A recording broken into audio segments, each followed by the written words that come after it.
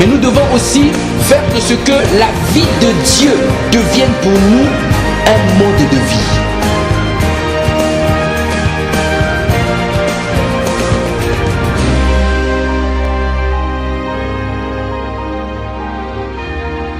Je suis venu afin que mes brebis aient la vie et qu'ils soient dans l'abondance. Dis-moi amen.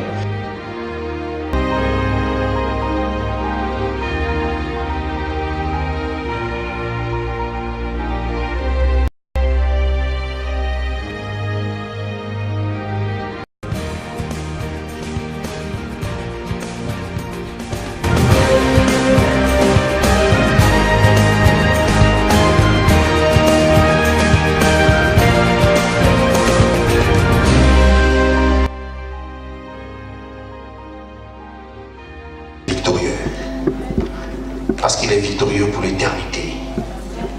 Alléluia. Waouh. La force d'un enfant de Dieu, c'est de comprendre. De comprendre. Dis à ton voisin, de comprendre. Comprendre fera ta force. Vous voyez, quand le Seigneur t'a choisi, quand il t'a établi, je prends un exemple par exemple. Vous voyez, dans l'armée, lorsqu'on établit un général de l'armée, voyez, on vient, on l'intronise, on lui donne une tenue, on lui donne des canons, on l'élève devant les troupes et il devient le général. Amen. Donc le fait que tous ceux qui étaient présents à cette cérémonie ont reconnu son visage, même s'il se lève et qu'il ne porte pas les canons, les troupes reconnaissent que c'est le général. Amen. Vous savez pourquoi? Parce qu'ils étaient là, ils ont pris connaissance que celui-là, c'est un général. Dis-moi amen. Amen. Vous savez que lorsque les ténèbres avaient envahi la surface de la terre, à cause de Jésus qui se donnait à la croix, le diable était là. Et il voyait comment le Seigneur allait t'introniser, comment il allait m'introniser dans cette nouvelle fonction. Amen. Donc, les démons, les sorciers, les occultistes, les satanistes reconnaissent en toi être enfant de Dieu.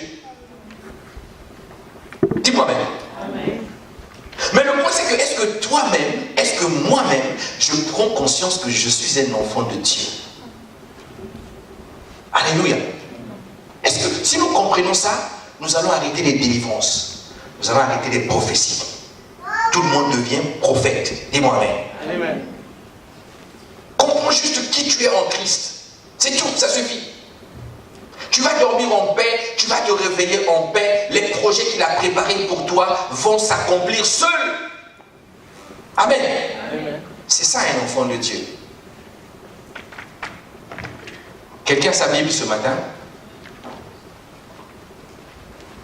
Et à ton voisin, prends ta Bible. Dis-lui, prends bien ta Bible, prends ta Bible. Nous allons lire la Bible ce matin. Amen. Ceux qui n'ont pas de Bible, est-ce que vous pouvez lever vos mains? Ceux qui n'ont pas de Bible. Ok. Qui d'autre? Ceux qui n'ont pas de Bible. Vous gênez pas, levez vos mains, ceux qui n'ont pas de Bible. La projection va vous aider, ceux qui n'ont pas de Bible. Bon, venez plus à l'église sans Bible. Amen. Venez pas à l'église sans Bible, sinon vous vous préparez déjà à laisser Satan voler la parole que vous allez écouter ce matin. Venez pas à l'église sans Bible, mes frères, ça ne sert absolument à rien. Parce que la Bible, c'est le fondement de l'église. Alléluia. Donc dimanche dernier, nous étions en train d'aborder notre série sur la vie abondante. Nous étions en train de continuer et nous sommes en train d'étudier comment faire pour grandir spirituellement. Amen. Dis à ton voisin, grandis. Dis-lui, il faut que tu grandisses. Il faut que tu grandisses. Bouscule-la bien, bouscule. Dis-lui, grandis. Tout le monde a besoin de grandir. Tous les enfants de Dieu ont besoin de grandir. Que tu sois pasteur, bishop, archibishop, tu as besoin de grandir. Il faut grandir. Alléluia. Et le dimanche dernier, nous avons vu quelques conditions sur la maturité spirituelle. Et nous avons dit que la maturité spirituelle ne commence pas lorsque tu commences à lire la Bible. Mais pour entrer dans la maturité spirituelle, la première chose que tu dois faire, c'est de naître de nouveau. Amen. Nous avons dit que c'est de naître de nouveau. Pourquoi se naître de nouveau? Parce que si tu n'es pas un enfant de Dieu, la parole ne peut pas te faire grandir. Dis-moi amen. Ce n'est pas possible. Les païens ne grandissent pas par la parole. Ce n'est pas possible. Mais la parole est là pour gagner les païens afin qu'ils deviennent enfants de Dieu. Et une fois qu'ils sont enfants de Dieu, là, ils vont commencer à grandir. Alléluia. Amen. Donc nous avons dit qu'il faut naître de nouveau. Et nous avons vu quelques critères qui montrent que nous sommes des enfants de Dieu. Amen. Quelqu'un se souvient? Nous avons vu les critères d'un enfant de Dieu. On a dit qu'un enfant de Dieu, c'est celui-là qui est né de la volonté de Dieu. C'est-à-dire, Dieu a choisi que tu naisses dans le royaume. Amen. Un enfant de Dieu, c'est celui qui ne commet pas de péché. Alléluia. C'est-à-dire, la semaine passe, tu ne commets pas de péché. Tu es un véritable enfant de Dieu. Et la Bible ajoute qu'un enfant de Dieu ne peut même pas pratiquer le péché. Donc, pasteur, ma faiblesse, c'est ça. Tout le temps, je tombe au même endroit. On va te dire, non, ne tombe plus, frère, parce que tu n'es pas fait pour tomber. Amen. Un enfant de Dieu ne pratique pas le péché. Alléluia. Amen. Il ne fait pas de son passé un problème, parce que la Bible dit que si tu es en Christ, tu es une nouvelle création, les choses anciennes sont passées et voici, toutes choses sont devenues nouvelles. Donc si tu étais un ancien, maintenant dans la nouvelle création, tu ne l'es plus. Dis-moi amen. Amen. Si tu as compris cela, tu es déjà tranquille avec toi-même. Amen. On a dit qu'un enfant de Dieu, c'est le représentant du gouvernement du royaume des cieux sur la terre. Celui qu'on appelle ambassadeur. Amen. Amen. Un ambassadeur, c'est quelqu'un qui est digne d'honneur, quelqu'un qui est digne de louange. Dis-moi amen. Amen. Les hommes, quand ils te voient, ils louent le Père à travers toi. C'est celui-là que nous appelons enfant de Dieu. Et on a compris ensemble que si tu es un enfant de Dieu, tu es nourri. Mais tu n'es pas nourri par les révélations prophétiques mystiquement correctes. Non. Tu es nourri par les rudiments de la parole, ce qu'on appelle le lait spirituel. Seulement, quand tu nais de nouveau, et là, tu peux commencer à grandir. Alléluia. Le point, c'est que beaucoup d'entre nous, enfants de Dieu, nous ne savons pas où nous en sommes réellement avec notre condition d'enfant de Dieu. Nous ne savons pas réellement. Nous lisons tous la même Bible. Nous écoutons tous, quelquefois même, les mêmes enseignements. Mais dites-vous, pourquoi ces paroles que nous écoutons, ces enseignements que nous recevons, n'apportent pas le même effet sur tout le monde? C'est que nous sommes tous différents. Dis-moi amen. Amen. Nous sommes tous différents. Alors ce matin, je vais introduire ce message parce que j'aimerais que nous puissions aller doucement. Mon point de ce matin, c'est de vous dire, de vous donner 3 clés indispensables pour grandir spirituellement. 3 clés indispensables pour grandir spirituellement. 3 clés, il y en a 3. Si tu saisis ces 3 clés-là, mon frère, je te garantis, les années qui suivront, les mois qui suivront, tu ne seras plus la même personne. Dis-moi amen. 3 clés pour grandir spirituellement. 3 clés. Mais avant que je vous donne des clés, je voulais d'abord faire un point avec chacun d'entre nous. Alléluia. Pour que nous puissions réaliser où nous en sommes. Vous voyez, Paul dit, lorsque j'étais enfant, je parlais comme un enfant. Lorsque je deviens adulte, je parle comme un adulte. Ça veut dire qu'il y a un changement d'étape dans la vie spirituelle. Amen. Amen. Amen. Nous sommes tous enfants de Dieu, mais nous ne jouons pas tous le même terrain. Il y a des paliers. Alléluia. Amen. Il y a ceux qui pleurent encore quand ils voient le diable, mais il y a ceux qui prennent l'assurance quand ils voient le diable. Amen. Et le diable fuit. Nous sommes tous enfants de Dieu, mais nous ne jouons pas tous le même terrain. Voilà pourquoi avant de grandir, tu dois d'abord comprendre là où tu te trouves spirituellement. Comprends d'abord le processus de la croissance spirituelle avant d'aller chercher à méditer la parole. Il faut que tu comprennes d'abord. Amen. Dis à ton voisin, on va faire un point ce matin. Bouscule, dis-lui, on va faire un point ce matin. Voilà. Il ne va pas te dire, je suis un bébé spirituel, aucun chrétien n'aime ça. Je le sais. Aucun chrétien n'aime ça. Qui est bébé spirituel ici? Oui. Ah, personne. Personne n'est là. Parce que personne ne veut accepter qu'il est encore bébé spirituel. Mais pourtant dans l'église, il y en a plein. Dis-moi amen. Amen. Il y en a plein, il y en a plein. Amen. Amen. Tout comme dans la vie normale, comprenez une chose. Le Seigneur va utiliser des choses physiques pour nous expliquer des choses spirituelles. Toujours. Lorsqu'il veut te parler du mariage, il va prendre le mariage physique, il va le comparer avec le mariage céleste pour te faire comprendre. Donc lorsqu'il parle de nouvelle naissance, il va prendre le processus de la nouvelle naissance pour t'expliquer la naissance normale, pour t'expliquer la naissance nouvelle. Dis-moi amen. Amen. Ça c'est quelque chose. Donc comme dans la vie normale, tu ne peux pas sortir dans le ventre de ta mère avec les aptitudes d'un enfant de 20 ans. C'est pas possible. La maternité va téléphoner la police, il faut qu'on comprenne. Amen.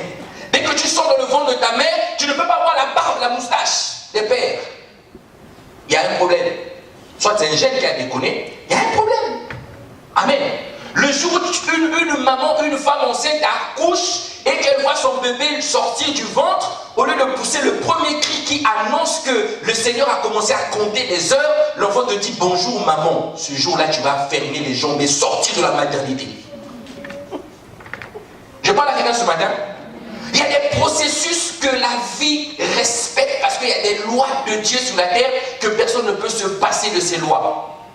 Que tu sois hyper méga spirituel, tu ne peux pas se passer de cette loi qui est la loi de la naissance. Jésus est venu sur la terre par la naissance. Pourtant il est Dieu. Dieu s'est incarné en Jésus. Pourquoi il n'a pas apparu comme ça dans l'église? Je suis Jésus, commence à marcher. Non, parce que Dieu obéit à toutes les lois qu'il a mises sur la terre.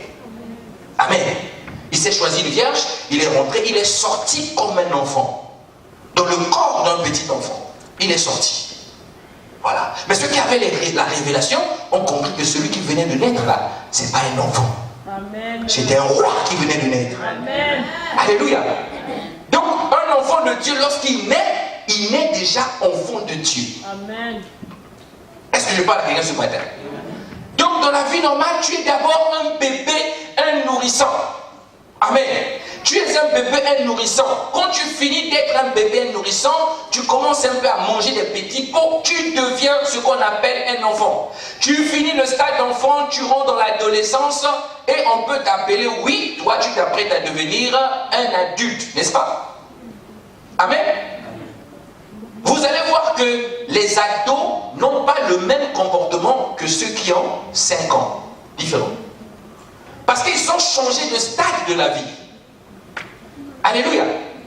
Donc, les bébés spirituels dans l'église, ils ne sont pas au même stade que ceux qui sont devenus un peu enfants de Dieu réellement dans la posture du Fils. Ils n'ont pas le même âge que ceux qui sont devenus des pères. Derrière des pères, nous allons voir ça dans la Bible. Il y a beaucoup de fausses pensées là-dessus. Nous allons consulter les Écritures ce matin. Amen. Donc les mêmes étapes, on les trouve également dans la vie d'un enfant de Dieu. Alléluia. Dans la vie d'un enfant de Dieu. Donc nous naissons tous bébés spirituels. Il n'y a personne qui est né adulte. Nous naissons tous des bébés spirituels. Quand tu nais dans le royaume, tu es un bébé spirituel. Quelqu'un comprend ça? Oui. Tu es un bébé spirituel. Alléluia. C'est un nouveau-né. Un nouveau-né qu'on vient de, le royaume vient de mettre sur la terre. Amen. Donc il te faut boire le lait. Alléluia. Regardez, on va ouvrir les Bibles. On va lire 1 Pierre 2, verset 2. 1 Pierre chapitre 2, verset 2. On va vérifier tout ça. 1 Pierre 2, verset 2. 1 Pierre chapitre 2, verset 2. Regardez ce que la Bible dit. Désirez comme des enfants nouveau-nés le lait spirituel et pur, afin que par lui vous croissez pour le salut. Est-ce que tu me comprends ce matin? Désirez comme des enfants nouveau-nés. Donc on dit enfant, mais on te précise nouveau-né. C'est-à-dire il y a une autre catégorie des enfants qui ne sont pas des nouveau-nés. Dis-moi amen. Amen. Donc on dit un nouveau-né qui est né dans le royaume, un enfant de Dieu qui vient de naître, doit désirer le lait spirituel qui est la parole afin de grandir. Amen. Lisons encore Hébreux 5, 13. Hébreux chapitre 5, verset 13. Hébreux chapitre 5, verset 13. Là, la parole va nous préciser quelque chose. Hébreux 5, 13. Il est écrit, « Or, quiconque en est au lait n'a pas l'expérience de la parole de justice, car il est un enfant. » Quiconque en est encore au lait n'a pas l'expérience de la parole de justice, car il en est encore un enfant. Voyez, là on parle d'une catégorie d'enfants qui se nourrissent encore du lait. Mais je ne dis pas que si tu es un enfant, si tu es encore un bébé, refuse le lait, au contraire. Mais dans l'église, qu'est-ce que nous voyons? Tout le monde veut faire le grand spirituel. Tout le monde veut avoir un gros costume spirituel, alors que dedans il est comme ça. Amen. Il faut d'abord prendre le soin de se nourrir sur les rudiments de la parole, de se nourrir afin de gonfler. Amen. Le mot enfant ici, dans Hébreux 5, 13, enfant, c'est le mot grec qu'on appelle népios. Note ça bien. Note ça bien. Note bien népios. N-E-P-I-O-S. Népios. Népios veut dire enfantin, ignorant, non habile et bébé. Donc quand tu nais, tu sors dans cet état. Népios. Dis-moi amen. Alors quand tu es népios, deux fois nous nous trompons.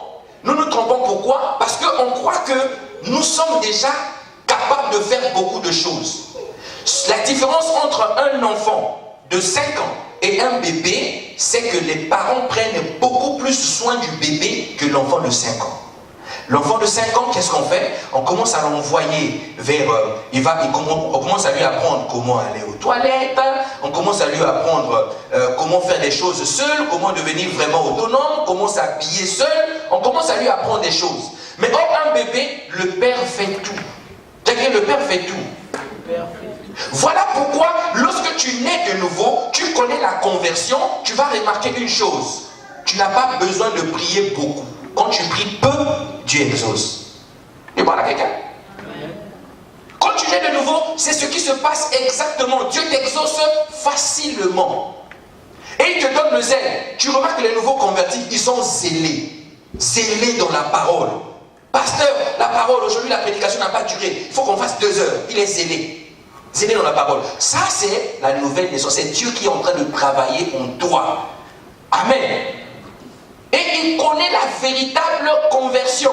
Parce que tant que tu sors du ventre, le Seigneur te donne les capacités de dominer sur le monde. Il te fait expérimenter la vie de Dieu. Quand tu nais de nouveau. Dis-moi amen. Donc un enfant de Dieu qui vient de naître, un bébé spirituel, il a beaucoup de songes, beaucoup de visions. Dieu te parle. Tu as l'impression que tu peux même aller remplacer le pasteur sur l'estrade et prêcher. Parce que tu te sens vraiment capable. Là, Dieu te tient par la main, il est en train de t'emmener doucement. Et tu es content, doucement. Un démon apparaît comme ça la nuit, pendant que tu dors, tu chasses le démon, il part, il se coupe en morceaux. Tu dis, waouh, qu'est-ce que je suis spirituel. Tu ouvres la Bible, tu dis, il dit, vous imposerez les mains sur les malades seront guéris. Tu commences à chercher dans la maison. Qui est malade? Qui est malade? Qui est malade? Le zèle. Le Seigneur veut te donner la preuve que tu es devenu différent. Mais il te tient la main. Tu imposes les mains, tu vois, ça s'accomplit. Amen. Maintenant, comme un parent normal, il ne peut pas le papa ou la maman ne peut pas se contenter continuellement de te changer les couches. C'est ce qu'on appelle changer les couches. Faire boire le biberon. Non, un moment, tu vas devoir apprendre à t'asseoir, à maîtriser ta tête. Et le papa contrôle. Il commence à te lâcher un peu. Il commence à te laisser un peu. Quand il commence à te laisser, le but c'est que tu arrives à marcher. Il n'est pas loin de toi, mais il te tend la main. Il te dit, vas-y mon enfant, lève-toi. C'est là que tu vas remarquer que tu commences à changer de stade. Amen. Tu vas voir que maintenant tu commences à prier, l'exaucement n'est plus facile. Dis-moi amen. Amen. Tu vas devoir prier encore un peu plus. Tu vas appeler pasteur, je ne comprends pas si je suis devenu rétrograde. Je n'ai pas changé mes habitudes, mais je remarque que avant quand je priais, c'est boum tout de suite. Maintenant quand je prie, j'ai l'impression qu'il faut que je prie encore plus. Le Père veut que tu deviennes autonome, afin que le Saint-Esprit au-dedans de toi commence à opérer. Donc tu vas prier, l'exaucement devient au prix de l'effort. Tu vas avoir de moins en moins de songes. Tu penses que le Seigneur t'a même oublié, t'a même lâché. Tu dors comme ça, avant tu dormais, tu voyais les sorciers de ta famille, tu voyais ce qui se passait. Quand tu te réveilles le matin, c'est vraiment la situation qui arrive. Maintenant tu dors, Dieu ne dit rien. Il ne te parle pas du tout, silence radio. Tu dis, est-ce que le Seigneur a changé? Et là il vient te dire, je ne change pas, je suis le même. Est-ce que tu parles à quelqu'un? C'est des phases de la vie chrétienne. Et tu vas devoir maintenant devenir consistant dans la conversion, c'est-à-dire la nouvelle direction que tu as prise. Le Seigneur veut que tu arrives à marcher toi-même, à faire le pas. Et pour t'aider à faire le pas, il ne te tentera pas, mais il va permettre que la tentation arrive. Que la tentation arrive. Ça peut être une situation de péché qui te permet d'aller et lui voir comment tu agis. Si tu agis bien, tu ne veux pas te cogner, tu vas faire un pas supplémentaire. Là, il te dit, petit, c'est très bien. Papa est devant, il tourne la main, il dit, viens, lève-toi. Encore un effort. Là, l'enfant, il fait ça, pas, il tombe. Papa dit, relève-toi. Tu ne seras jamais tenté au-delà de tes forces. Relève-toi. Quand la tentation arrive, je donne les moyens pour en sortir. Lève-toi. Tu te lèves. Mais il veut que tu continues à marcher, par toi-même. Amen. C'est là qu'il t'apprend à commencer à comprendre que tu es un enfant de Dieu et tu es appelé à marcher par la conduite du Saint-Esprit. Je pensais que quelqu'un a acclamé le Seigneur ce matin. Tu es appelé à marcher par la conduite du Saint-Esprit. Amen. Et le jour où il voit que tu as pris des aptitudes et tu commences maintenant à marcher, à faire les pas, tu as changé de cap. Tu commences à l'entendre et tu commences à marcher après lui. Jésus vient et dit, je connais mes brebis me connaissent. Ils entendent ma voix et ils me suivent. Mais un enfant, un bébé, est une brebis particulière. Lorsqu'une brebis naît, il tombe par terre, il est comme ça. Vous voyez, les petits moutons là, quand ils naissent là, vous voyez, tombent par terre. Les jambes ne sont pas encore fortifiées. Vous voyez que la maman tourne autour. Et le petit regarde. Et bon, papa, il commence à se lever, et maman fait, le petit suit. C'est ça la marche par le Saint-Esprit. Et il va faire des cris comme ça jusqu'à ce que l'enfant comprenne et soit capable de le suivre. Donc lorsque tu n'arrives pas encore à écouter le Saint-Esprit, mon ami, ça peut être ainsi. Ça peut être ainsi que toi tu es encore un bébé. Dis-moi amen. Tu as besoin qu'on te fasse porter des couches, qu'on t'enlève tout ce que tu fais dans la couche. Quand tu gaspilles l'atmosphère de la maison, tu as besoin que le papa intervienne. Dis-moi amen. Parce que tu es encore un bébé. Donc celui qui grandit, qui devient dans le stade suivant, celui qui grandit devient au stade suivant, il devient ce qu'on appelle un enfant ou un jeune dans la foi. Il devient un jeune, ce que la Bible appelle les jeunes gens. Dis-moi amen. Les jeunes gens écoutent le Saint-Esprit. Les jeunes gens marchent par l'Esprit. La Bible dit qu'un jeune gens, c'est ce qu'on appelle des fils. Ce sont seulement ceux qui marchent par l'Esprit qui sont... Alléluia. Donc le deuxième stade de la croissance spirituelle va être le stade des jeunes, les ados spirituels. Ils ont appris, vous voyez les ados, ils découvrent beaucoup de choses. Le téléphone, lui peut écrire un texto en 2 secondes. Il a écrit 20 phrases en 2 secondes. Il prend le téléphone comme ça, avec une main, il a écrit. Or toi, tu dis... Si le mari te dit, j'aime pas les textos, je préfère appeler. Les ados apprennent beaucoup de choses au même temps et ils apprennent vite. Parce qu'ils ont la soif. Il va découvrir Le maquillage, chaque matin, vous allez voir. Elle va au lycée, elle met la peinture, l'épaisseur. Maman, elle a dit, mais tu es comme une prostituée comme ça, comment? Elle dit, maman, laisse-moi. Et si tu fais trop de bruit, il fuit la maison. Parce qu'il a le désir de l'autonomie. Il a commencé à voir comment je peux marcher dans l'autonomie. Comment je peux être autonome. Et généralement en France, ils attendent tous, comme un ballon de football comme ça, 18 ans. Dès que 18 ans arrive, il veut tirer les parents. Boum! Si c'est moi ton père, je vais attraper le pied. Attention, ne tire pas. Dis-moi amen. Amen. Donc un enfant, un jeune gens commence à désirer l'autonomie. L'autonomie. Il devient ce qu'on appelle des fils de Dieu. Je suis en train d'expliquer ces choses pour que tu comprennes où tu es. Amen. Mais ce matin, ne me dis pas ton voisin, toi-même à l'intérieur. Réalise où tu en es.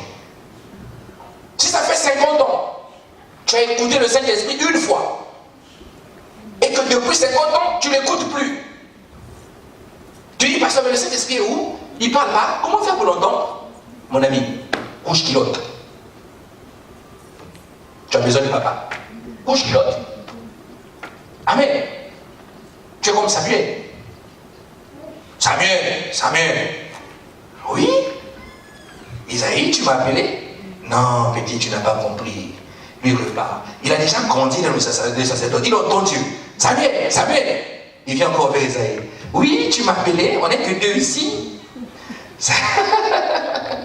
Le sacrificateur lui dit non. Moi, je suis un père. J'ai l'expérience de ces choses.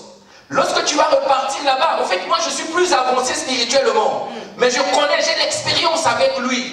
Donc, lorsque tu vas repartir là-bas, ne viens plus me voir, c'est toi et lui. Dis-moi amen. C'est là qu'il lui dit, lorsque tu entendras Père, tu entends Samuel, dis Seigneur, me voici. Amen. Il a donné une clé. Amen. Une clé. Voilà pourquoi c'est important que quand tu viens à l'église, il faut apprendre à écouter le pasteur, ce qu'il est en train de te dire là. Il te libère des clés. Pourquoi? Parce qu'il a une certaine marche, il a une certaine expérience avec le Seigneur, il peut t'aider à avancer rapidement. Amen. Donc il donne à Samuel cette clé. Quand Samuel dort comme ça, il entend encore Samuel. Il dit, me voici. Voilà.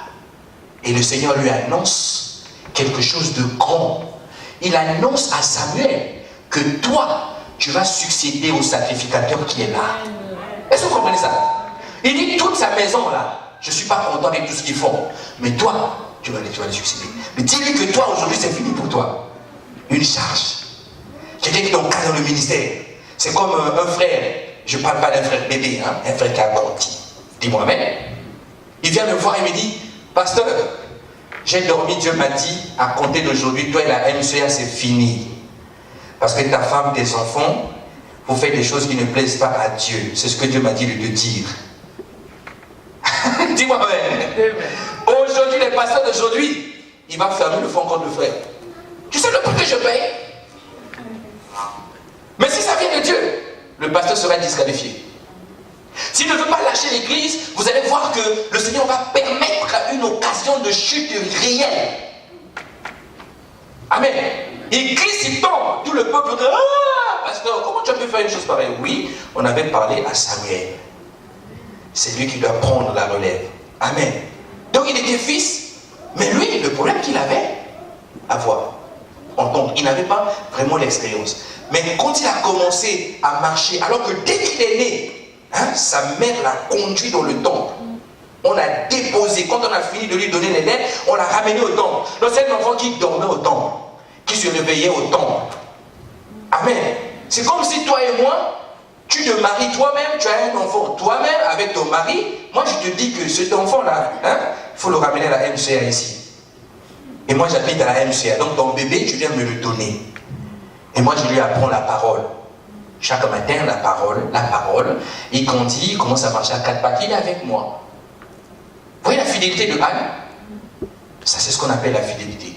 L'unique enfant, le seul enfant qu'elle avait en ce moment-là. Parce qu'après, Dieu l'a béni, il a donné d'autres enfants. Mais le seul qu'il avait, il a donné à Dieu.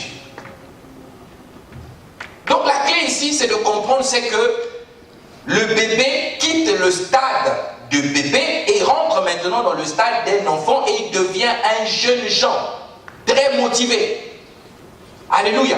C'est le genre de personne, si tu es le pasteur, tu ne fais pas attention, lui va transporter ton sac par la force.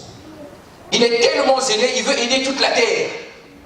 Il veut faire tout à la place de tout le monde.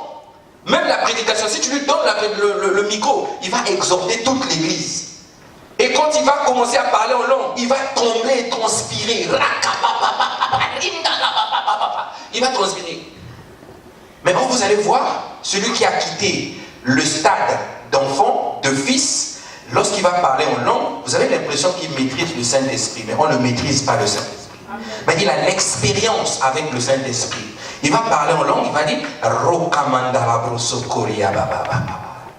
tu vois, un jeune Jean, qu'est-ce qu'il va faire?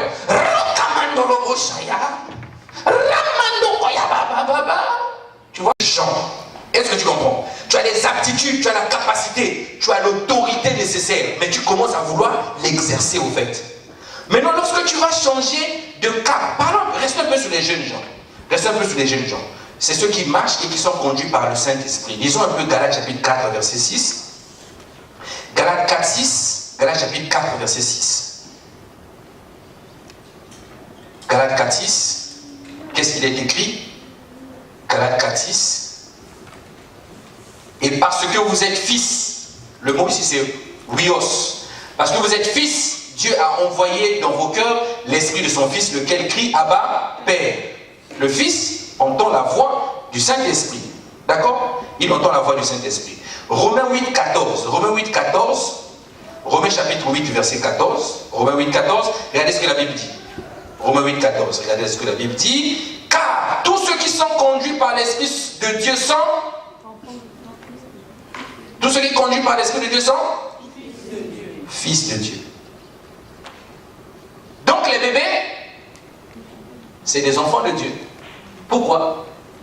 Ils ne sont pas encore conduits par le Saint-Esprit. C'est le Père qui les tient, qui prend soin d'eux. C'est comme des valises que le Seigneur prenne comme ça, il dépose, il te suit, il te nettoie. Et tu te sens parfait. Et quand c'est comme ça, tu commences à regarder les fautes chez tout le monde. Tu remarques les fautes, tu remarques. Tu dis, toi tu ne devais pas faire, pourquoi tu te comportes comme ça? Tu vois les fautes tout le temps. Mais ça ne veut pas dire que tu as grandi, ça veut dire que tu es encore bébé. Parce que le fils, lorsqu'il voit les fautes, il essaye d'emmener les gens à sortir de ces fautes-là. Dis-moi amen. Donc c'est des fils. Alléluia. Donc le mot fils qui est utilisé ici, pour le comprendre, les Grecs appellent huios. Huios, c'est le même mot que Satan va utiliser pour parler à Jésus lors de la tentation de Jésus-Christ. C'est le même mot que Satan utilise dans Matthieu 4, 3, lorsqu'il dit, le tentateur s'étant approché de lui, dit, si tu es le fils, c'est huios, vous voyez? Si tu es le fils de Dieu, ordonne que ces pierres deviennent des pains.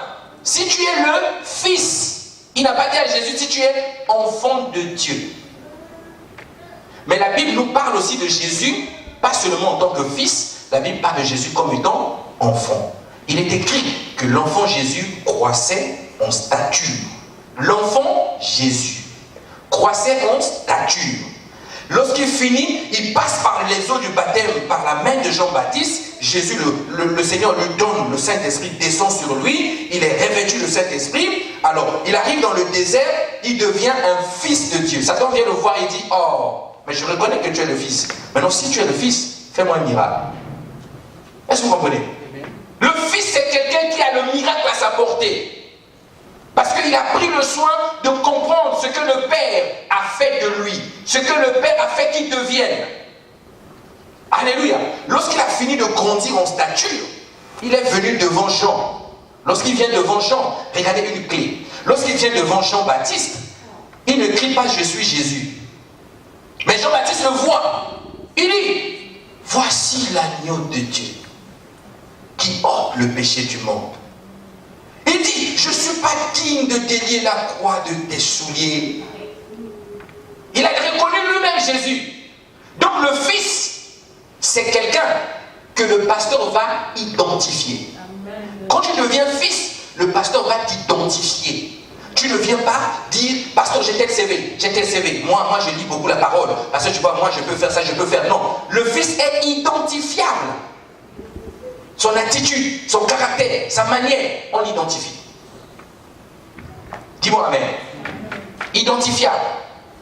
Il a compris une chose, il a compris que peu importe les situations, les circonstances, moi j'ai toujours la victoire sur Satan. Les fils ne tremblent pas, ils sont sereins, ils sont calmes, ils sont positionnés. La maison peut bouger comme ça, des situations arrivent dans la famille, lui il est tenace. Il dit chérie, non, ne bouge pas, on va prier. Il rassure la femme, le fils. Dis-moi amen. Amen. Il ne panique pas, il sait que celui qui est en lui est plus fort que celui qui est dans ce monde. C'est un fils. Il ne crie pas, allô pasteur, prie pour moi. Non, il se lève, il dit Satan, qu'est-ce qu'il y a? Je te taille en pièces. Le diable recule. Dis-moi amen. Amen. Ça c'est ce qu'on appelle des fils. Malheureusement, on les trouve très peu dans l'église.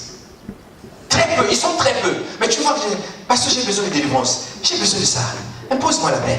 Prie pour moi. Quelle situation? Oh, pasteur. Oh. Bébé. Mais le fils, il n'agit pas comme ça.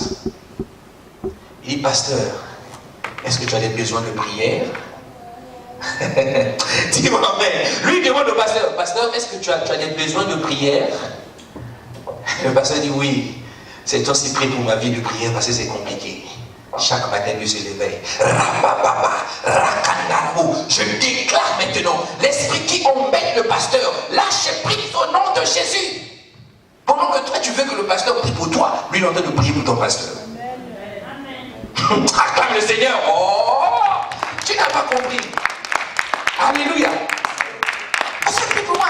Je crois vraiment, pasteur, si toi tu pries seulement, quelque chose doit se faire. Bébé, on va prier, il n'y a pas de souci. Mais Dieu ne veut pas que tu demeures éternellement dans cette condition. Alléluia. Le Fils, c'est celui qui est capable de faire usage des armes spirituelles. Les armes spirituelles, l'enfant ne prend pas conscience qu'il a vraiment le bébé, il ne prend pas conscience qu'il a des armes spirituelles, mais le Fils se lève, il prend les armes spirituelles et il les utilise. Alléluia. Ces armes, Dieu nous a données, mais il te dit, prenez. Comment il va te dire de prendre quelque chose qu'il t'a déjà donné?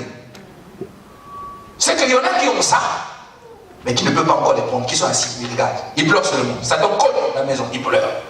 Dans la famille, tu ne comprends pas, les décès commencent à se succéder. Toi, tu pleures. Seigneur, vraiment, c'est compliqué. On va encore tuer le prochain. Non. Lève-toi, dis maintenant, ça s'arrête, c'est le dernier. Est-ce que tu comprends ce que je parle? Il utilise les armes. Nous sommes dans Éphésiens chapitre 6. Regardez comment le Fils de Dieu est capable d'utiliser les armes. Éphésiens 6, à partir du verset 13 jusqu'au verset 17. Éphésiens chapitre 6, verset 13 à 17. Éphésiens 6, 13 à 17.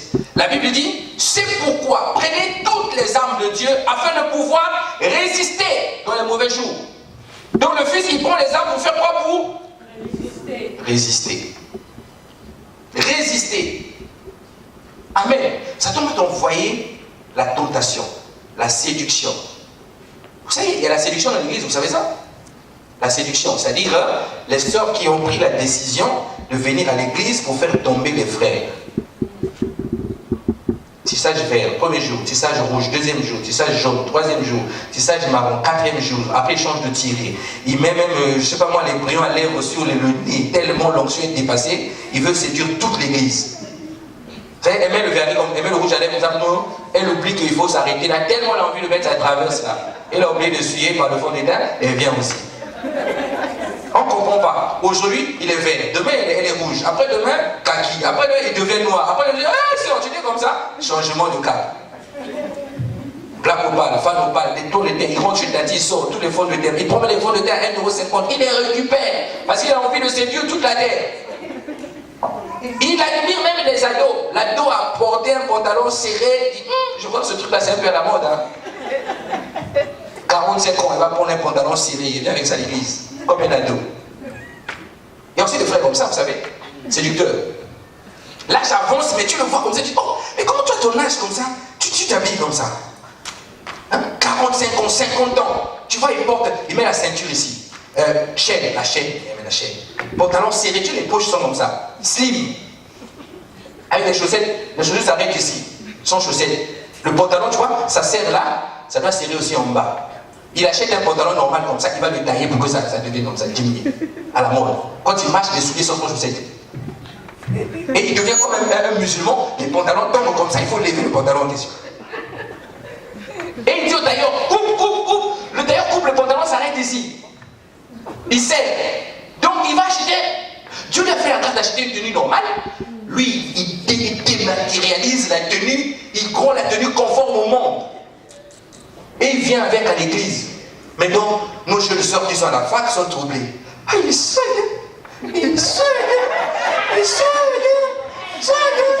Mon ami, tu vas dire à papa, j'ai trouvé un homme.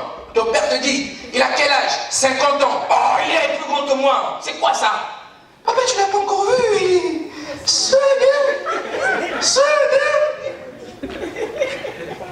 Ton papa, comment ça? Papa, il me tue. Donc, tu veux même épouser quelqu'un qui te tue déjà. Alléluia. Il me tue. Mais comment vous êtes rencontrés? Tu es pressé de le présenter comme ça? Oui, papa, j'ai pas compris. C'est un coup de foudre. Mais le coup de foudre va te tuer, mon ami. C'est un frère séducteur qui est venu dans l'église pour séduire les petites. Et les petites tombent comme les mouches. D'autres commencent à se disputer pour le frère. Non, c'est moi qui ai dit le premier. Il m'a regardé en premier.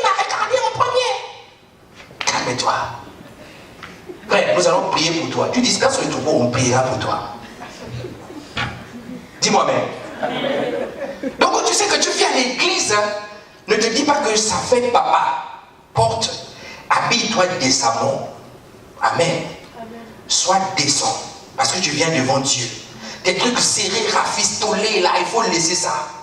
Il y a d'autres sœurs, elles serrent le pantalon ici. Elles serrent bien là, elles serrent de l'autre côté. Et comme elle a un peu de forme, et quand elle vient s'asseoir sur la chaise, le frère est derrière. Il se met souvent devant le frère qui a envie de se dire. Nous-mêmes on s'assoit directement, on tire la chaise, on se tombe, ça part. Elle s'assoit, donc il y a la posture, il y a la manière. Elle a fait l'étude des arts, des beaux-arts.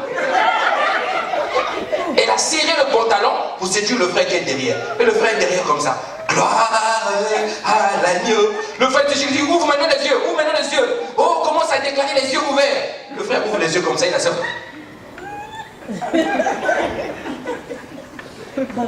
Et il rentre en transe. Mon ami, c'est pas la transe. Tu es séduit. Dis à quelqu'un, il faut que ça s'arrête. Il faut que ça s'arrête. Donc la Bible dit résistez dans les mauvais jours. Les mauvais jours, ça peut venir ici à l'église. C'est-à-dire que quelqu'un rentre ici pour te tenter à l'église. Mais c'est ton mauvais jour. Tu l'as trouvé où? À l'église. Si tu ne fais pas attention, tu tombes où? À l'église. Alléluia. C'est pour ça que quand on dit adore le Seigneur, mon ami, si tu es devant une soeur compliquée, tu es célibataire, tu as commencé à te battre depuis longtemps, ferme bien les yeux. Fais comme le pasteur Elvis. Gloire à l'agneau. Gloire. Bon, bouge doucement parce que tu risques de la toucher. Quand tu la touches, elle va te toucher aussi doucement. Alléluia. Quand tu la touches comme ça, vous savez comment elle va te toucher? Elle met la voix. La Bible dit résiste. Lorsque tu vois ça, tu dis seul, il y a quoi entre moi et toi? Je viens pas ici, moi je suis venu pour Dieu. Sœur, attention. Ne me menace pas, oh. Attention. Je suis ici pour le Seigneur des armées. Avec tes pantalons serrés là, mets-toi de côté, pas devant moi. Libère ma trajectoire, je veux que l'ange de l'Éternel arrive. Résiste là. Alléluia. Donc tu dois résister et tenir ferme. C'est-à-dire je ne bouge pas, je ne change pas d'avis. Parce qu'il y a des gens, au lieu de résister, ils commencent à changer d'avis. Après la fin du culte, découvre la sœur. Sœur, tu sais, j'étais mal parlé vraiment, pardonne-moi. Hein. Je dis oui, je comprends, je te pardonne, je t'invite à manger. Mon frère, là-bas il avait mis un pantalon qu'il avait serré ici. Chez elle, il va lui mettre la ligne. Alléluia. Elle porte la ligne. Quelqu'un me suit? Je parle de la ligne. Elle va porter la ligne et elle met la serviette. Elle attend la sonnette, elle se mouille. Dès que la sonnette, le frère est arrivé, elle met la serviette. Elle arrive comme ça, elle ouvre la porte, elle met comme ça, puis la serviette tombe. Boum! Ah frère, excuse-moi. La ligne. Il dit, sœur, je ne rentre pas chez toi. Tu n'es pas prête à me recevoir. Ferme la porte. Au revoir ma soeur, on se voit dimanche à l'église. Mais le frère qui va dire, non, j'ai rien vu, habille-toi. Tenir ferme. Un fils, il tient ferme. La Bible dit, après avoir tout surmonté, il tient ferme. Il dit, il prend les armes spirituelles. Verset 14, il dit, tenez donc ferme. Ayez à vos reins la vérité pour ceinture. Ça, c'est un fils. La vérité pour ceinture. C'est des gens qui se ceintent de la parole, de la vérité. Alléluia. C'est des passionnés, des adorateurs qui comprennent, qui adorent Dieu en esprit et en vérité. C'est des gens qu'on ne touche pas. Dis-moi amen. Amen. Tenez ferme. Il dit, la cuirasse de la justice, intégrité, juste, droit. Amen. Je suis marié, sœur, je ne te touche pas. Tu ne peux jamais me séduire. C'est ainsi, tu lui dis, j'appelle ma femme, je vous mets en conférence. Et moi, je suis de l'autre côté, je vous explique. Alléluia. Mettez les chaussures à vos pieds, mettez pour chaussures à vos pieds le zèle que donne l'évangile de la paix. Lui, il est passionné seulement pour annoncer la bonne nouvelle de Jésus. Il y a des frères comme ça. Dès que tu lui dis, parle d'autre chose, lui veut te dire que Jésus est mort à la croix pour toi. Son cœur brûle que pour ça. Frère, non, parlons un peu de l'histoire de la France. Il dit, non, c'est bien l'histoire. Mais Jésus a fait plus que l'histoire. Lui, son cœur brûle pour la parole de Dieu. Son cœur brûle pour l'évangile. Frère, on va venir sur toi. Oui, on va suivre un film. Non, laisse le film. Prends la Bible. On va trouver dans la Bible le film du Seigneur. Amen. Dis-moi amen. Amen. Là, la sœur va dire, tu m'ennuies. Dis, sœur, je ne viendrai plus. Amen. Son âme brûle pour l'évangile de paix. Il dit, prenez par-dessus tout le bouclier de la foi. C'est des hommes et des femmes de foi. Est-ce que tu comprends? Le bouclier, c'est ce que les soldats utilisent pour se préserver des flèches, des assauts de l'ennemi. Donc, ils résistent tout. Ils tiennent ferme par la foi. C'est des hommes, c'est quelqu'un qui a maintenant une foi solide, une foi robuste, une foi consistante. Alléluia. Il est capable de t'emmener évangéliser à la morgue. Il dit, frère, aujourd'hui on va aller prier à la morgue. Accompagne-moi. Toi tu vas lui dire, non, là on va faire honte à Jésus. Parce que l'affaire des morts là c'est compliqué. Jésus l'a fait avec Lazare parce qu'il était Jésus. Mais moi et toi tu n'es pas Jésus. On va avoir l'échec. Est-ce que vous comprenez? C'est des hommes de foi. Le fils est zélé dans la foi. Il ne joue pas avec ça. Zélé dans la foi. Il croit au miracle. C'est un fils. Alléluia. Bouclier de la foi avec lequel vous pourrez éteindre tous les traits enflammés du malin. Prenez aussi le casque du salut et l'épée de l'esprit qui est la parole de Dieu. Le casque du salut et l'épée de l'esprit qui est la parole de Dieu. Le casque du salut et l'épée de l'esprit. Amen. Donc un fils a une arme avec laquelle il croit. Dans sa prière, nous allons voir les clés. Quand nous allons étudier les clés, on va prendre du temps d'expliquer la clé de la parole. Après, nous allons expliquer la clé de la prière. Nous allons comprendre. Vous allez voir que dans la clé de la prière, lorsque vous allez étudier la clé de la prière, un fils ne prie pas comme un bébé. Un fils, lorsqu'il prie, il prie conforme à la parole. Amen. Vous comprenez? Vous connaissez les frères comme ça, les sœurs comme ça à l'église? Donc, ne fût-ce que l'entendre, tu as l'impression qu'une Bible est ouverte devant toi. Toute sa prière, ses demandes à Dieu sont conformes à la parole. Lorsqu'il prie comme ça, on a envie de l'entendre. Mais toi tu pries, il n'y a que le cerveau.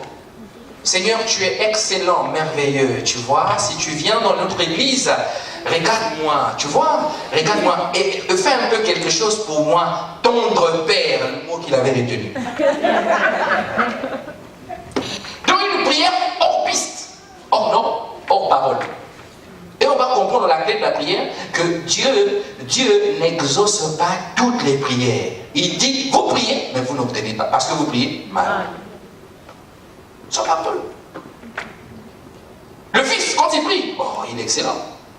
Même quand il adore Dieu, si tu n'avais jamais connu Dieu, juste le fait qu'il se procède devant toi, il adore Dieu, toi tu découvres qui est le Dieu à travers sa prière.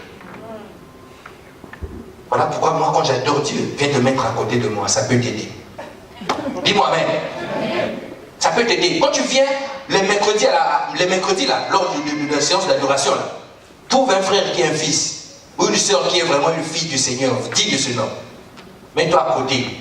Ne va pas te mettre vers quelqu'un à côté qui va bailler. Non. Mets-toi à côté d'un fils. Lui va t'adorer. Excellent Père, tendre Père, majestueux est ton nom, glorieux est ton nom, parce que tu es revêtu de gloire. La Bible dit de splendeur. Oh, je vais te ressembler, mon roi. Parce qu'il est écrit, lorsque je te fouille dans ta parole et que je te contemple, je suis transformé, changé de la même image que toi, le Dieu de gloire en gloire. Amen. Dis-moi Amen. Amen. Ça, c'est un fils. Quand tu entends ça, tu as envie de rester avec. Il te donne envie de prier. Il te donne envie d'adorer. Tu dis, moi là, je suis encore loin. Dis-moi Amen. Un fils, c'est-à-dire tu rentres à la maison, tu vas chercher ta Bible où tu avais jeté sous le lit là. Non, il faut que je prenne cette affaire là, parce que là vraiment, je sens que c'est possible. C'est un fils. Mais les bébés, des fois ils cachent les mots. Il dit, priez dans le lieu secret. Lui, il cache les mots à l'intérieur de lui. Seigneur, merci. Le passé, adore Dieu. Nous t'adorons. Il n'y a pas les mots. Amen. Il n'y a pas les mots. Tu dois connaître Dieu. Jésus dit à la femme samaritaine que vous adorez ce que vous ne connaissez pas. La condition d'une bonne adoration, c'est la connaissance. Yes. Parce que l'adoration est rattachée à la connaissance. Si tu n'as pas la connaissance, tu ne pourras jamais adorer Dieu. Alléluia. Yes. Jésus l'explique, il lui dit, je t'explique quelque chose, femme samaritaine. Si tu retiens ça, oh là là, ta vie va changer. L'adoration, c'est un peu comme ça sur la montagne avec les moutons. Laisse le mouton et tirer les moutons. Mouton, on va sacrifier. Au mont Garizim, on va sacrifier mouton. Le mouton, laissez-moi. Lui dit mouton, on va sacrifier. Et Dieu leur avait permis d'appeler ça adoration. Mais Jésus lui dit, femme, moi je te dis, si tu as seulement la connaissance qui va te venir par la vérité, la parole de la vérité, et par le Saint-Esprit qui va te révéler qui je suis, Dieu des cieux, tu vas m'adorer en esprit, en vérité. Alléluia. La connaissance, bien aimé. Vous savez ce que moi je faisais? Je travaillais le domaine de l'adoration. C'est-à-dire, je prends ma Bible, je n'ai pas besoin de révélation. Je sais que la Bible, c'est une révélation. Amen. Tout ce qui est écrit au sujet de Dieu dans la Bible, c'est ce qu'il est véritablement. Amen. Je prends ma Bible, j'ai acheté un petit cahier, j'ouvre la Bible, je lis la Bible, peu importe le passage que je lis. Quand je vois, on dit que Dieu est ceci, Dieu est capable de cela, je le note. Je note. Et quand je finis de noter, je me lève, je m'exerce sur ce que j'ai noté là. Après, je dis, Seigneur, aide-moi à découvrir réellement le Dieu que tu es. Est-ce que vous comprenez? Et tu dors, le Saint-Esprit te dit, il s'appelle admirable. Amen. Et te montre une scène dans le ciel. Et toi, tu regardes, tu dis, oh, waouh. Il te dit, je suis l'ami fidèle. Et il te regarde, mais tu ne vois pas ses yeux, tu ne vois pas sa tête, mais tu vois une forme de lumière éblouissante qui te transmet la tranquillité et la paix. Et tu vois, tu dis, waouh, tu ouvres les yeux. Seigneur, tu es le Dieu de paix et de la tranquillité en esprit. Amen. Donc quand tu vois le frère, tous les mercredis, lui ne prie jamais par intelligence. Tous les mercredis, c'est toujours en longue, jusqu'à la fin. Il y a un souci. Des fois, il cache une odeur, parfum de mauvaise odeur. Il n'a pas la connaissance. Il se cache derrière le parler en langue.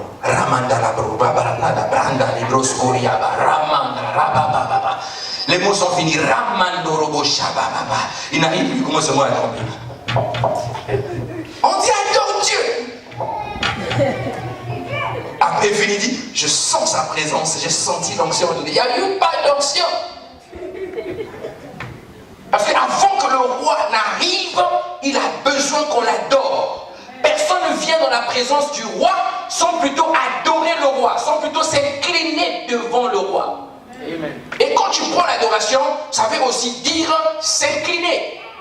Amen. Les textes disent proxonéo, c'est-à-dire se prosterner, s'incliner. Alléluia. Mais ce n'est pas mon sujet. Donc les fils, vous allez les reconnaître parce que c'est des gens qui adorent le Seigneur. Ils ont la connaissance. Les mots sont raffinés. Tu sens qu'il a appris dans la Bible. Et quand il prie, il est sincère. Il ne prie pas pour que tu l'écoutes. Il est sincère. Sa connaissance est ajustée. Il ne se trompe pas sur les versets bibliques qu'il a enregistrés. Non. Il est connecté. Le Saint-Esprit prend la parole en lui, remonte par sa bouche, il envoie ça comme un javelot. C'est des gens qui ramènent l'atmosphère, ils changent l'atmosphère. Alléluia. Ils changent l'atmosphère. Quand ils voient que l'atmosphère est chargée, ils lèvent la voix. Ils lèvent la voix. Père, nous avons besoin de toi. On veut t'adorer. Je m'oppose à tout ce qui est contre la connaissance de Christ dans ces lieux. Ils prennent autorité. Et tu vois, toutes les sœurs reprennent encore à trembler. Le tremblement était parti, ça reprend. Dis à quelqu'un, je veux devenir un fils. Je veux devenir un fils. La dernière catégorie qu'on va voir aujourd'hui, c'est ce qu'on appelle des pères. Waouh! Les pères. Dis à ton voisin, c'est biblique. Dis-lui bien, c'est biblique. Les pères. Les pères, c'est ceux qui ont l'expérience de parcours avec Dieu. Donc quand tu quittes le stade de fils, tu deviens père. Amen. Le père, c'est celui qui est capable de transmettre la parole avec assurance et certitude.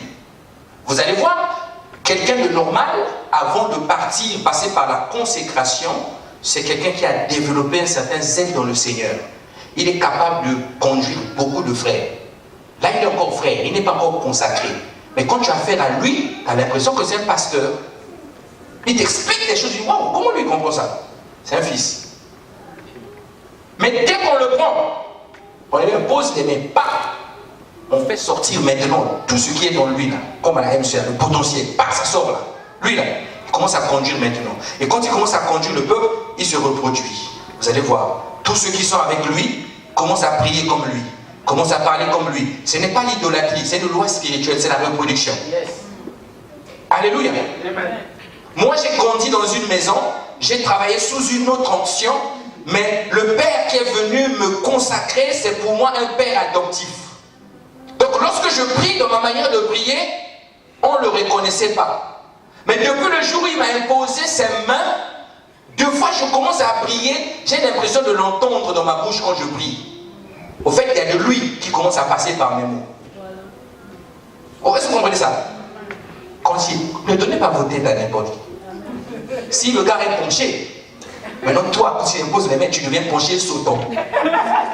Comme le chinois là. Dis-moi mais.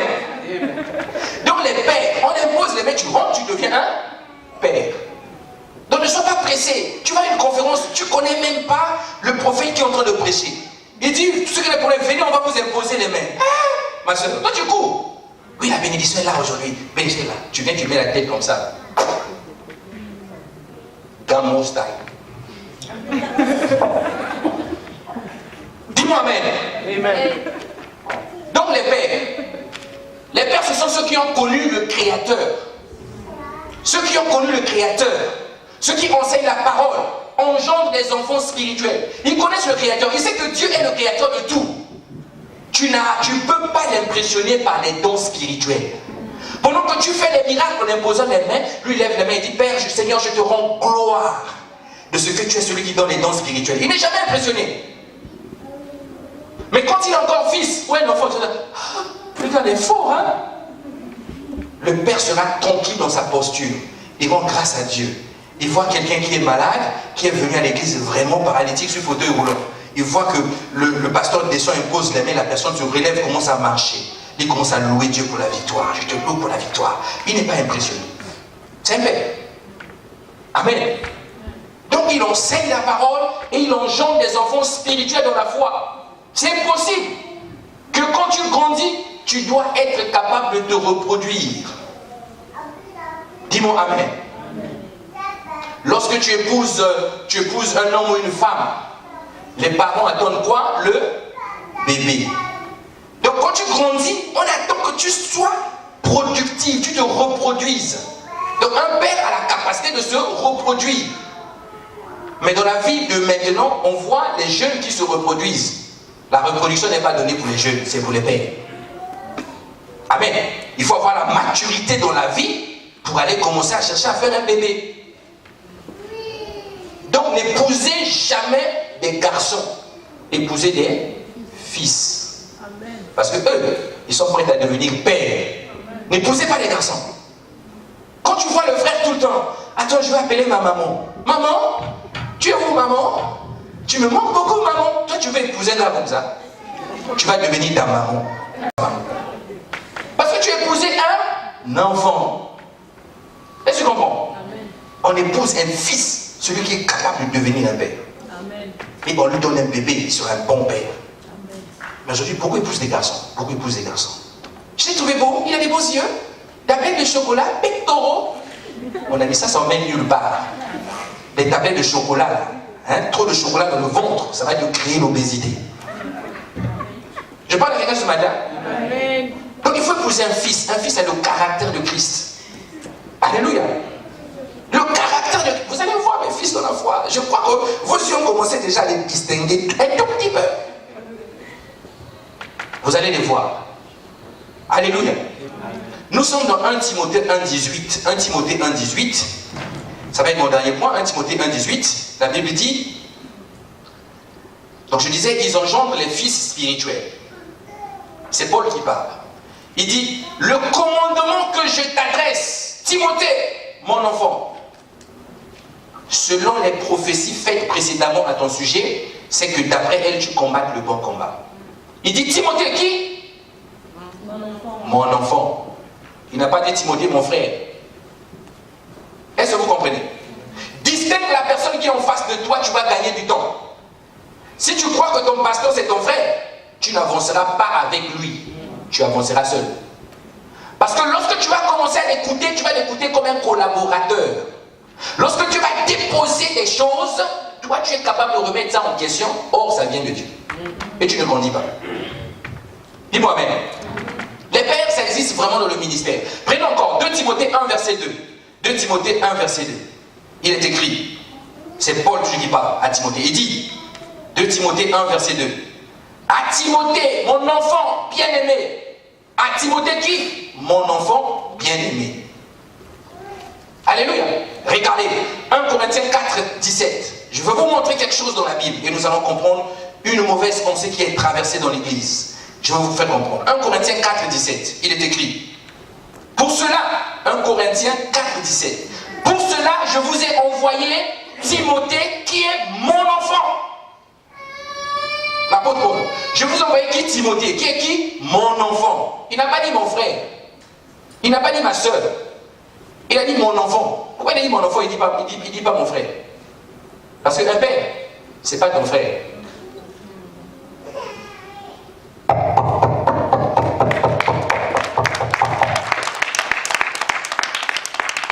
Si tu considères que ton père c'est ton frère, ton pasteur c'est ton frère, mon ami tu te trompes. C'est pas ton frère. Parce que le pasteur c'est un conducteur de peuple. Dieu l'utilise. Regardez les 5 ministères dans le livre d'Éphésiens. Lisez la suite de ce passage-là. La Bible dit qu'il a choisi les uns comme. Pourquoi il a choisi? Pour le perfectionnement des saints. C'est-à-dire c'est des gens qui font un travail pour que vous soyez accomplis et parfaits comme eux. Amen. C'est pour ça que Paul n'a pas hésité. Paul se lève devant toute une église. Vous savez ce qu'il dit? Il dit, n'imitez pas Jésus, que vous ne voyez pas. Imitez-moi, Paul. Soyez mes imitateurs. Pourquoi? Parce que moi, je suis le Christ. Mais il ne vous dit pas, imitez directement Jésus. Il dit, imitez-moi, Paul, le papa de Timothée. Alléluia. Le papa de Timothée. Et puis il vient, il voit Il voit l'église. J'aime ce passage-là, je vous donnerai ça à la fin pour ceux qui veulent, je vous donnerai la référence. J'aime ce passage-là, il vient, il regarde toute une église. Et il se lève, il commence à leur parler. Il dit, vous tous là, vous êtes le sceau de mon apostolat. Il dit, vous tous, vous êtes la marque de ce que moi je suis, apôtre Paul. Je vous ai transmis la parole, je vous ai transmis la connaissance, et vous êtes le fruit de mon appel. Fais ça aujourd'hui, tu vas voir les frères vont dire, oh, il se prend pour qui? C'est orgueilleux. Ah, ça c'est orgueilleux. Et comment ça se prend pour un père? Non, mon ami, c'est biblique. Dis à ton voisin, c'est biblique. C'est biblique. Il est un modèle, il est digne d'être imité. Alléluia. C'est pour ça qu'il dit, soyez mes imitateurs. Mais rassurez-vous, avant d'imiter ton pasteur, rassure-toi qu'il imite Dieu. Dis-moi, mais.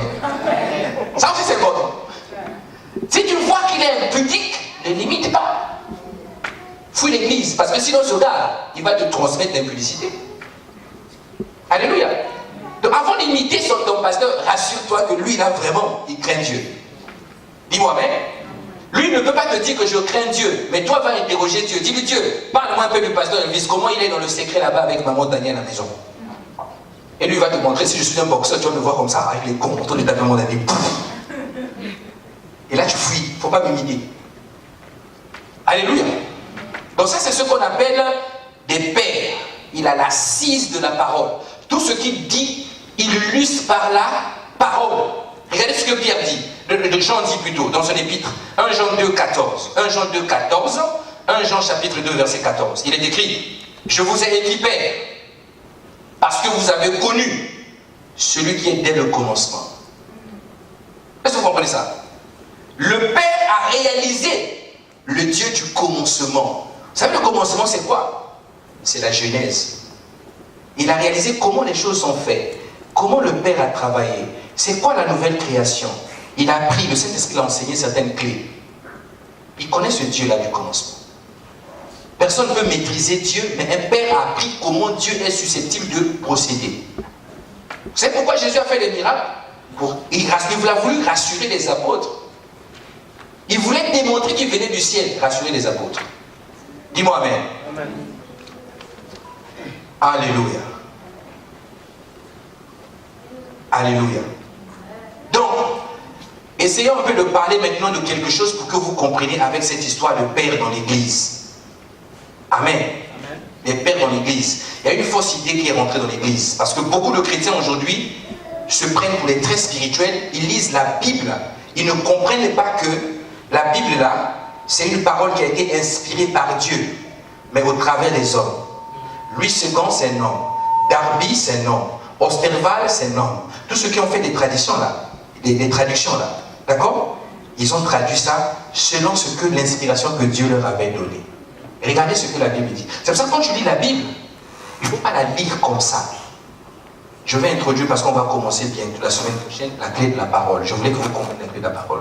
On ne lit pas la Bible comme ça. Tu lis, tu comprends, tu dis, je suis devenu fort, hein? Et tu cherches les prédications. Tu trouves les prédications, tu mets des versets que tu as lus là sans comprendre, tu commences à les contredire tous. Comprenez?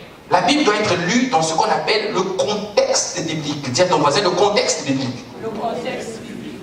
Quand Jésus va dire faire des choses, il est dans une situation. Mais quand tu viens prendre ces choses-là, tu les sors du contexte pour aller attribuer ailleurs, tu es hors piste. Tu égares les gens, tu égares beaucoup de personnes. Dis-moi amen. Amen. Et ça, c'est très dangereux. Nous sommes dans Matthieu chapitre 23 au verset 9. Matthieu 23, 9. Ça, c'est une arme qu'eux, ils utilisent beaucoup sans comprendre. Pour dire qu'il n'y a pas de père, il n'y a pas de père. Tout le monde est frère. C'est vrai, le père, c'est d'abord ton frère, du fait que vous avez un père céleste. Mais dans le ministère, ce n'est pas ton frère. Dis-moi, mais il faut distinguer ces deux choses. Alléluia. Matthieu 23, 9. Regardez ce que la Bible dit. Et c'est Jésus qui parle. N'appelez personne sur la terre votre père, car un seul est votre père, celui qui est où? Dans les cieux. Jésus parle. D'accord? Il dit, n'appelez personne sur la terre votre père, car un seul est votre père dans les cieux. C'est le verset qui est utilisé. Pour dire que dans l'église, il n'y a pas de père. Ça, c'est mon père. Mes amis, ceux qui utilisent cette parole de l'écriture de cette façon, ils sont hors contexte. La Bible ne se contredit jamais. Mais il faut lire ce qu'on appelle le contexte biblique. À qui Jésus était en train d'adresser cette parole? Jésus est en train d'adresser cette parole aux scribes et aux pharisiens. Dis-moi amen. Amen. C'est pour ça l'intitulé de ce chapitre s'intitule Jésus censure l'hypocrisie des scribes et des pharisiens dans la version Osterval. Quand tu prends la version Louis II, l'intitulé de tout ce chapitre s'intitule Condamnation des scribes et des pharisiens. Louis II. C'est-à-dire, on te dit même que là, Jésus est en train de parler pour condamner l'hypocrisie des scribes et des pharisiens. Il voulait dire quoi? Eux là, qui sont hypocrites, il ne faut pas les appeler pères. Mais il n'a pas dit qu'il n'y a pas de père. Sinon Paul, qui a reçu la révélation de la parole sur le chemin, quand il marchait, il a rencontré Jésus. Il n'allait pas dire à fils de Timothée, mon enfant. Alléluia. Maintenant, si tu es plus que Paul, prends le verset de Matthieu, contredit ce que la Bible dit. La révélation des mystères de Christ nous sont venus par qui? Par Paul. C'est lui qui a parlé de beaucoup de mystères. Le mystère du mariage. Il dit, je ne dis pas cela à cause de toi, mais à cause de Christ et l'Église. Mystère de Christ. Il dit, en lui, en Christ habite. Le Seigneur a mis corporellement l'ensemble des trésors de la science et de la connaissance. On dit en Christ. Tu vois? Mystère. Paul. Mais lui, il appelle les gens mon fils. Lui, il est Dieu. Il est le Père. Dieu, c'est le Père. Donc, on est des frères. Mais lui, il dit mon fils. Est-ce que vous comprenez? Amen. Donc, c'est un faux raisonnement. Amen. Amen. Ça, c'est dans la nouvelle alliance. Dans l'ancienne alliance, nous trouvons la même chose. Pourquoi nous disons Abraham est notre père? Est-ce qu'Abraham t'a accouché? Est-ce qu'Abraham m'a accouché? Est-ce que quand on te voit là, si on prend la photo d'Abraham, est-ce que tu ressembles à Abraham? Tu n'as même pas les orteils d'Abraham. Tu n'as même pas la tête d'Abraham. Des fois, tu es plus beau physiquement qu'Abraham. Mais on te dit que tu es fils d'Abraham. Il dit Abraham, votre père. Dans l'ancienne alliance, Dieu a choisi des gens qui sont des pères. Amen. Et dans la nouvelle alliance, Paul vient expliquer que oui, il y a des pères. Mais ceux qui sont hypocrites, ceux qui ne sont pas dignes d'être imités, ce ne sont pas des pères. Il ne faut pas les suivre, ils vont vous perdre. C'est pour ça qu'il dit, n'appelez personne sur la terre père, car un seul est votre père qui est dans les cieux. Il s'adresse, pendant qu'ils étaient en train de censurer les faux pères qui étaient dans l'église, les scribes et les pharisiens. Dis-moi amen. Amen. Donc c'est des faux pères. Alléluia. Amen. Même Étienne, vous voyez Étienne, le diacre Étienne. Étienne était de la nouvelle alliance. C'était un diacre. Est-ce que vous comprenez? Donc il a fait partie de l'église primitive, Étienne. Vous savez comment Étienne dit? Étienne appelle Abraham papa. Dis-moi amen. Vous avez vu que Abraham avec sa femme, ils ont eu Étienne, un enfant qui s'appelle Étienne. Même quand vous prenez les 12 tribus d'Israël, il y a Étienne dedans. Il n'y a pas Étienne. Mais regardez comment Étienne parle. Nous sommes dans Acte chapitre 7, Acte 7, 2. Regarde comment Étienne dit. Étienne dit, Acte 7, 2. Étienne dit, Étienne répondit, homme frère et père. Vous voyez, homme frère et père. Écoutez, le Dieu de gloire apparu à notre Père. Première distinction, il dit homme, frère et père. Donc, il y a des frères. Pendant qu'il y avait des frères, il y avait aussi des pères. Donc il dit homme, frère et homme, père. Après, en bas, il dit, écoutez le Dieu de gloire apparu à notre père Abraham. Là, il cite. Ça veut dire, à part Abraham, il y avait d'autres pères. Lorsqu'ils étaient en Mésopotamie, avant qu'ils s'établissent à Charan. Donc lui, il explique les choses. Donc il a dit, comme c'est que je vous disais de l'assemblée, je dis frère et je dis et. Et ça dit, on ajoute. Donc il n'y avait pas que les frères, il y avait aussi les pères. Les pères, c'est pas dans le sang, les papas. Non, c'est pas ça. Parce qu'ils étaient dans un contexte de l'église. Amen. Amen. Donc un enfant de Dieu normal doit passer par ces différentes étapes pour grandir. Il faut déjà comprendre où toi tu te trouves. Amen. Amen. Si tu as compris où tu te trouves, tu es bien parti. Alléluia. Maintenant, il y a un élément majeur, il y a un acteur majeur qui chaque jour, lui dort. Celui qui ne dort pas, c'est Dieu. Dieu ne sommeille ni ne dort. Mais il y a quelqu'un qui dort. Et pendant qu'il dort, il occupe le temps. C'est-à-dire, il fait travailler ses agents toute la nuit et le jour pour nous contrôler. Et celui-là est contre ce qu'on appelle notre croissance spirituelle. Des fois, tu n'avances pas parce que tu n'as pas compris que chaque jour qui se présente devant toi, il y a un enjeu normal, spirituel qui est là, que tu dois combattre.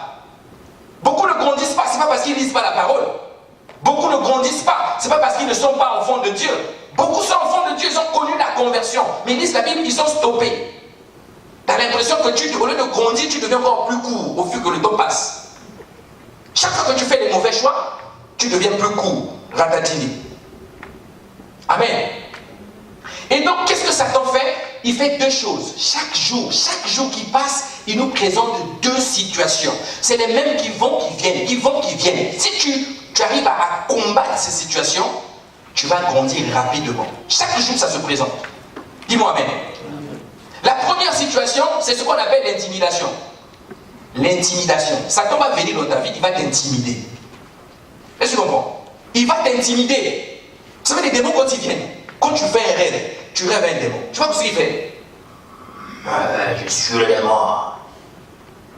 Et si tu as peur, il t'attrape. Si tu dis loin de moi, il recule. Des fois, il court même. Vous comprenez? Il va chercher à t'intimider. Il va te faire appeler la police pour des situations que tu n'as pas compris. Oui, monsieur, on veut vous voir au poste. Vous êtes monsieur Jackie? Il dit non, je ne suis pas Jackie, je suis Elvis. Le cœur a déjà battu 15 fois. La parole que tu as lue là est déjà partie. Il va t'intimider, créer des situations d'intimidation. Deuxième chose qu'il va faire, il va faire ce qu'on appelle l'adversité. Il va s'opposer à toi. Tu commences quelque chose, ça ne marche pas. Tu bouges là, ça ne marche pas. Tu fais une démarche, ça ne marche pas. Tu veux faire ci, ça ne marche pas. Tu repars dans ta chambre, tu pries. Tu arrives là, ça ne marche pas. Il s'oppose à toi. Alléluia. D'habitude, tu priais Dieu sur ton fauteuil. Mais depuis un moment, quand tu viens sur le fauteuil, au même endroit, quand tu t'assois comme ça, tu dors. Seigneur, l'autre a dormi. Tu commences à dormir. L'adversité, il s'oppose à la vie de prière. Est-ce que je parle à quelqu'un? Amen. Maintenant, quand tu as ça, tu sens que ça, c'est pas normal. Tu te lèves. Tu commences à marcher dans ton salon. Là, il entend dire, lui là, c'est un résistant. Il recule. Il te laisse tranquille prier ton Dieu et prier pour les frères. Amen. Donc l'intimidation, le but c'est de t'inspirer la crainte pour que tu sois dans la peur. C'est pour ça que quand tu dis pasteur j'ai peur, c'est pas normal. Un chrétien ne peut pas avoir peur. La Bible dit que ce n'est pas un esprit de peur que vous avez reçu. Un chrétien ne peut pas avoir peur. Comment tu as peur? On éteint la lumière. Oh j'ai peur allumée. Comment ça peur? L'obscurité, c'est différent des ténèbres. Quand il n'y a pas de lumière, c'est l'obscurité, c'est pas les ténèbres. Mais toi, déjà, il y a l'obscurité, tu commences à fuir. Quand les ténèbres vont arriver, tu vas courir. Parce que les ténèbres arrivent avec Satan. Tu vois, tu fais venir comme ça, il est tout noir, les mains noires, les jambes noires, les chaussures noires, pantalons noirs, tout noir.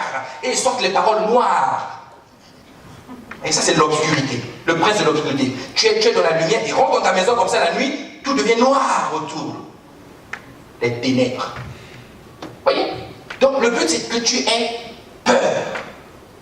Donc, il va essayer de te menacer, de te faire la pression, tous les jours. Et quand tu résistes, c'est une bonne chose. Tu vas voir que tu vas commencer à grandir, doucement, à grandir. Alléluia. Parce que son but, c'est de venir t'intimider. Amen. Amen. Il va chercher à t'intimider. Voici les signes de quelqu'un qui est intimidé par le diable. Intimidé. Quand tu es beaucoup intimidé, tu vas remarquer une chose. Les dons spirituels ne se manifestent plus avec toi. Parce que tu es tellement intimidé, quand on dit impose la main, toi tu réfléchis, tu dis, est-ce que ça va se faire? Parce que j'ai vu les gens le faire, mais ça n'a pas marché. Tu as essayé la première fois, Satan a dit, tu ne pourras pas. Toi tu as cru à ça. Donc les dons spirituels ne se manifestent pas. Et quand c'est comme ça, quelqu'un qui est intimidé, il est complètement dépouillé de son autorité. Dieu t'a donné l'autorité, mais tu es dépouillé. Tu pries sans autorité. Tout Toutes tes prières, c'est des prières de larmes. Tu n'as pas d'autorité. Il y a des situations dans ta maison, tu ne peux pas te lever et parler.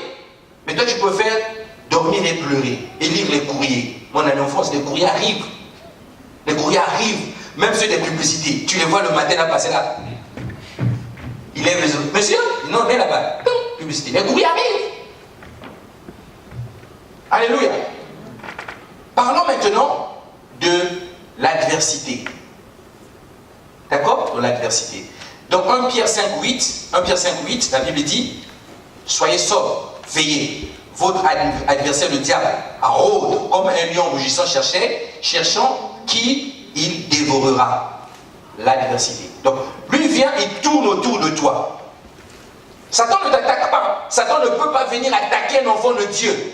Un sorcier ne peut pas venir directement t'appuyer la tête et boum, c'est pas possible. Pourquoi? Parce que l'ange de l'Éternel campe autour de toi. Il ne peut pas venir comme ça, non père, parce que vraiment les sorciers sont rentrés dans ma maison, ils m'ont appuyé le cou, là vraiment j'ai mal. Je lui ai dit, toi tu as un problème. Va voir le médecin, il va te mettre la jarretière pour soigner ton corps, parce que ici là moi c'est compliqué. Un problème. Ils ne peuvent pas attaquer les enfants de Dieu de cette manière-là. Mais qu'est-ce qu'il fait? Il va tourner autour de toi. Il va tourner, il va tourner, il va tourner, il va faire des choses. Tu vas voir des situations autour de toi commencent à s'écrouler. Tu aimais beaucoup la femme, tu lui offrais beaucoup de cadeaux à l'occasion de rien. La femme devient nerveuse, colérique. Le mari devient nerveux, colérique. Tu dis, oh mais pourquoi tu es devenu comme ça? Ah, laisse-moi à l'occasion de rien. Il tourne. Celui qui est faible, il ne rentre pas. Maintenant, si toi, tu vois ton mari, hein, toi, tu commences à me parler comme ça, hein, chérie, tu commences à me parler comme ça, le Saint-Esprit te dit tempérance. Tu dis, ah non, attention, hein, moi j'ai changé, hein, tu vois, chez nous, on tape les hommes. Qu'est-ce qu'il a fait? Il a rôdé. Lorsqu'il a rôdé, il a bouleversé, et toi, coup de poing. Vous voyez? Il intimide, hein. Il n'est pas le lion, parce qu'il sait que le lion c'est toi, ce n'est pas lui. La Bible dit, il rôde comme un lion. Celui qui est comme, il n'est pas le lion.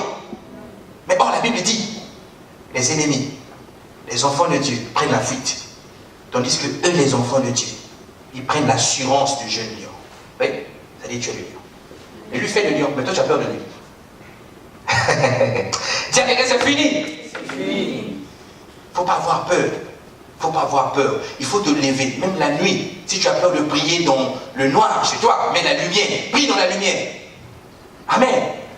Voilà. Mais ne viens pas allumer les bougies comme les gâteaux, tu vas avoir des problèmes. Alléluia. Donc ça, c'est une recommandation que Dieu a commencé à parler même aux prophètes. Il leur demandait de résister. Aux prophètes qui n'étaient pas nés de nouveau. Il leur demande de résister face aux tentations, face à l'intimidation de l'ennemi. Dieu dit résister. Regardez, Jérémie 11. J'aimerais que tu soulignes ça. Même si tu ne peux pas lire ça aujourd'hui, souligne ça bien. Jérémie chapitre 1, verset 17 à 19. Jérémie 1, 17 à 19. Souligne bien. Jérémie 1, 17, 19. C'est Dieu qui parle à Jérémie. Le peuple d'Israël a fait des choses qui n'étaient pas agréables. Le Seigneur a dit, ok, comme ils sont devenus compliqués comme ça, Jérémie, toi, moi je te choisis, toi tu vas aller parler, parce que le diable a pris possession là-bas. Regarde comment il parle à Jérémie. Il dit, verset 17, et toi, saint terrain, vous voyez, saint terrain, les âmes spirituelles.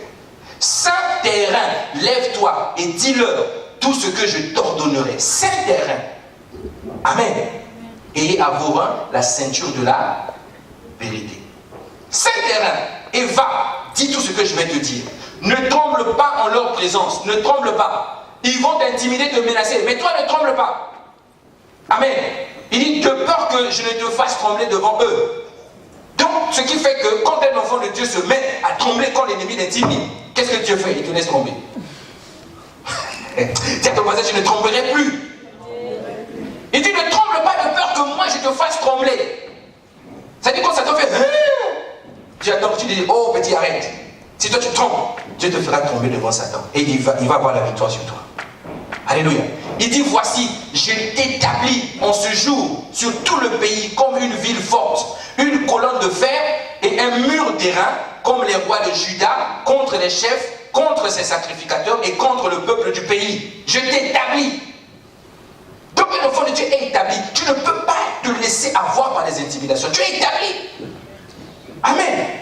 Tu es un roi sur la terre, tu es un seigneur sur la terre, tu es établi. Dieu t'a établi. Alléluia. Verset 19, il dit, ils te feront la guerre, mais ils ne te vaincront pas, car je suis avec toi pour les délivrer, dit l'Éternel. Ils te feront la guerre, mais ils ne te vaincront pas. Quand il y a la guerre, ne dis pas, ah, ça c'est compliqué, il m'a fatigué. Non, il ne te vaincra jamais. Est-ce que je parle à quelqu'un? Donc, voici les 3 clés que nous allons développer à partir du dimanche prochain. La première clé, c'est la clé de la parole que nous allons voir. La deuxième clé, c'est la clé de la prière. Et la troisième clé, c'est la clé qui te permet de te laisser conduire par le Saint-Esprit. Amen. Voici les clés de la croissance spirituelle. Si tu utilises la clé de la parole, la clé de la prière, la clé de se laisser conduire par le Saint-Esprit, tu deviens un homme et une femme de qualité. Donc une femme de qualité, c'est parce qu'il dit, je suis une femme de qualité, pasteur. C'est pas ça. C'est pas ça. C'est quelqu'un qui utilise la clé de la parole, la clé de la prière et se laisse conduire par le Saint-Esprit. Amen. Parce que c'est là qu'on voit en toi la qualité de vie. Alléluia. Donc quand tu te dis je suis femme de qualité, nous allons comprendre à partir du dimanche prochain. Tu découvriras si tu es une femme de qualité ou pas. Amen. Lorsqu'on te dit femme de qualité, toi tu mets le maquillage, tu viens ici, la seule chose c'est la joufette. Non, c'est pas ça, c'est pas la joufette qu'il s'agit, mon ami. C'est pas la joufette. Femme de qualité, oui, on a été excellent. Là, les talons sont comme ça, fille. Excellent. Donc, on n'arrive pas à faire le auto de boîtier. Alléluia. C'est pas ça. C'est des femmes de parole, des femmes de prière, et qui sont conduites par le Saint-Esprit, qui manifestent cette qualité. Alléluia. Nous allons nous lever, nous allons prier. Nous allons dire, Père, accorde-nous la grâce de conduire avec toi. Grandir avec toi, des instruments véritables, que nous puissions quitter le stade d'enfant et passer de l'autre côté.